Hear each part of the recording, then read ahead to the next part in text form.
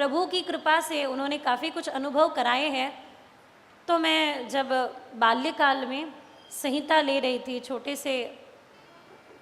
सी उम्र, आपको तो पता होता है, तो जिस आश्रम में थी उस आश्रम की स्थिति ऐसी थी कि आश्रम में पंखे नहीं, कूलर नहीं, कुछ नहीं, टीवी नहीं। तो एक बार मुझे बड़ा तेज़ गुस्सा आया। एमपी की गर्मी, और वो भी बड़ी तेज़ गर्मी। हम ये देख रहे थे कि बाल्यकाल था गुरुकुल में पढ़ रहे थे, जैसे तैसे जैसे भी हो, तो बड़ा गुस्सा, तेज़ गुस्सा आया परिस्थिति पर। पंखे हैं ना कूलर है, कितनी भीषण गर्मी है। तो हमने आके घोषणा कर दी कि मैं आज जा रही हूँ, गुरुकुल का त्याग करके हम आज जा रहे। तो हमारे जो सिखाने वाले गुरुजी थे उन्होंने कहा कि ठीक है, तुम अपनी बैग पैक कर लो। बैग तो उन्होंने बड़ी अच्छे से पैक करने दी, मैं बड़ी खुश कि हाँ मुझे जाना है। बैग पैक करने के बाद फिर उन्होंने मुझे एक बात कही कि सामने एक टीन का शेड दिखाई दे रहा है, उस शेड में एक चक्कर लगा के आओ बस। तो हम गए, चक्कर लगा के आए। जब चक्कर लगाई उसके बाद जीवन में कभी गर्मी ठंडी का अनुभव ही नहीं हुआ। क्या देखा कि वहाँ इतने भीषण गर्मी में टीन के नीचे 15-20 लोग रह रहे हैं, और एक तो बिल्कुल 6 महीने का छोटा सा बालक है। मैं सोचा उसको परेशानी नहीं हो रही होगी क्या है, हम हमसे ऊपर लोगों को देखते हैं ना, इसलिए हम दुखी रहते हैं। हमसे कम सुविधाओं वालों की ओर देखो, हमसे कम जीवन यापन करने वाले उन लोगों की ओर देखो जिनको सुविधाओं की बहुत उपलब्धि नहीं है पर जी रहे हैं ना।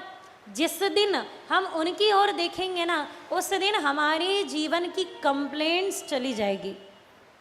विश्वास रखिए, मेरे जीवन में प्रभु कृपा से, ठाकुर जी की कृपा से एक बात तो है कि हमारे जीवन में कंप्लेंट निकल गई। कंप्लेंट ही नहीं, ना व्यक्ति से, ना वस्तुओं से, ना परिस्थिति से कोई कंप्लेंट नहीं रही। क्यों नहीं रही? जीवन की अनुभूति यही है कि कंप्लेंट तो तभी है ना कि जब हम अपनी ओर ना देखकर किसी अन्य की ओर देख रहे हो। अपनी ओर देखो ना।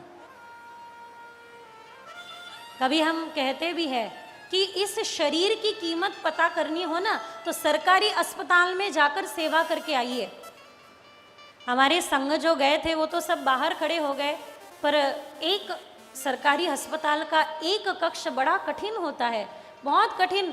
आप जाके आओगे तो सो नहीं पाओगे। और वो कक्ष है जो जले हुए लोग हैं ना, किसी कारणवश, जब आप सरकारी अस्पताल में एक चक्कर लगा के आओगे तो आप अपने मौल्यवान मिले हुए इस शरीर की कीमत जान लोगे कि प्रभु ने इस शरीर को ठीक ठाक दिया, ये क्या कम है?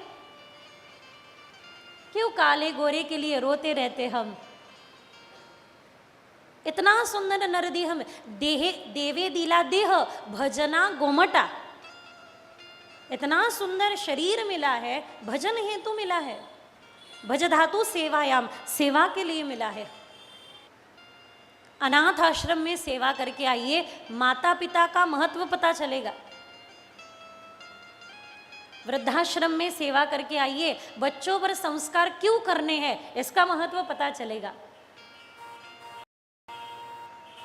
ठीक है ना? इतना पर्याप्त है। तो ग्रंथ और संत जिनके पास नहीं है भाई, वो नकल करती फिरे। हमारे पास तो संत भी है और सदग्रंथ भी है। ग्रंथों में ग्रंथियां है, आप ले जाओ। श्रीमद् भागवत जी को आप ले जाओ घर, आपको श्लोक मिलेंगे खाली। मैं भी अपने सामने मूल संहिता रखती हूँ, मूल पाठ रखती हूँ। आप देखे होंगे अन्य कुछ साथ में रहता नहीं है। और जब हमने अपने गुरुदेव से पूछा कि गुरुदेव श्रीमद् भागवत पर बोलना है तो कौन सी टीका पढ़े, किन की टीका पढ़े, उन्होंने मुझे बड़ी सुंदर बात कही कि मुख्य तो है मूल भागवत। चिंतन करना हो और डूब जाना हो भाव रस में तो मूल कथा को, मूल ग्रंथ को पढ़िए। पर आप ग्रंथ को ले जाओगे तो आपको श्लोक मिलेंगे, ग्रंथों में ग्रंथियाँ है, ग्रंथों की ग्रंथियाँ संतों के आशीर्वाद से दूर होती है। हमारे गुरुदेव कहते हैं कि किसी भी ग्रंथ को गुरु की दृष्टि से देखिए।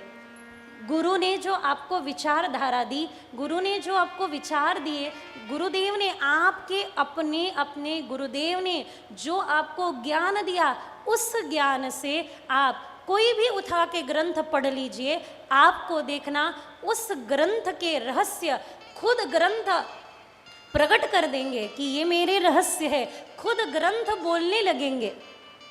हमारे गुरुदेव तो कहते हैं, जब हम इस भाव से पढ़ते हैं कि मानो हम भागवत जी पढ़ नहीं रहे हैं, मानो हम साक्षात सामने विराजमान श्री कृष्ण अंश अवतार के रूप में सुखदेव जी महाराज को सुन रहे हैं, जब ये भाव हमारे भीतर आ जाएगा, तब देखना साक्षात श्री कृष्ण लीला का श्रवण नहीं होगा, फिर दर्शन होना आरंभ हो जाएगा। हमारे आसपास खेलने लगेंगे वो, हमारे इर्द गिर्द दौड़ेंगे वो। उनकी छिम छिम छिम छिम बजने वाली सुंदर चरणों की नूपुर ध्वनि, नूपुर किंकिणी सुनाई देगी। आप आओ कभी वृंदावन। वृंदावन में हमारे विराजमान होते बड़े जय, तो मैंने उनको कहा कि वृंदावन से जाने का मन ही नहीं होता। तो उन्होंने कहा क्या नहीं होता? मैंने कहा मन नहीं होता। उन्होंने कहा फिर से बोलो बेटा, क्या नहीं होता? मैंने कहा मन नहीं होता। तो उन्होंने कहा एक काम करो, शरीर को ले जाओ, इसी मंदिर में अपने मन को कहीं बिठा दो और वहाँ से एक टक निहारते रहो उन्हें। हमारा मन उनके स्वरूप में कहीं फंस जाए, उनकी कमर कौनी में, उनकी सुंदर सी स्वरूप में। हम मंदिरों में जाते हैं, बस ऐसे करके दौड़ आते हैं। देखो उनका श्रृंगार, देखना प्रभु का श्रृंगार, संतों के स्वरूप का, समाधि का श्रृंगार मन के विकारों को मिटा देगा, ऐसा श्रृंगार होता है मेरे प्रभु का। देखो एक बार उस श्रृंगार को, और अपने मन को कभी उनकी कमर कौंधी में, कभी उनकी बाजूबन में, कभी उनके सिर पर मुकुट पर जो विराजमान मोर मुकुट है उसमें अपने मन को फंसा दो, अटका दो, और ऐसे ऐसे करके देखते रहो।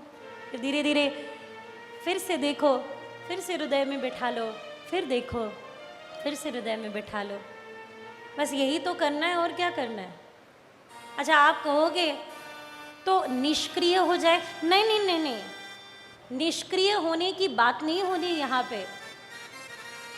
देखो कभी आप देखना, आपको एक बात पता चली होगी कि संसार ने आपका मन नहीं मांगा, केवल आपका तन मांगा है। कहो किसी को, संसार के किसी भी प्राणी को, आपके किसी भी अपने को कह दो आप कि आज से मैं अपने शरीर से तुम्हारे लिए कोई कर्म नहीं करूँगा या करूँगी, पर मेरा मन केवल तुम्हारा,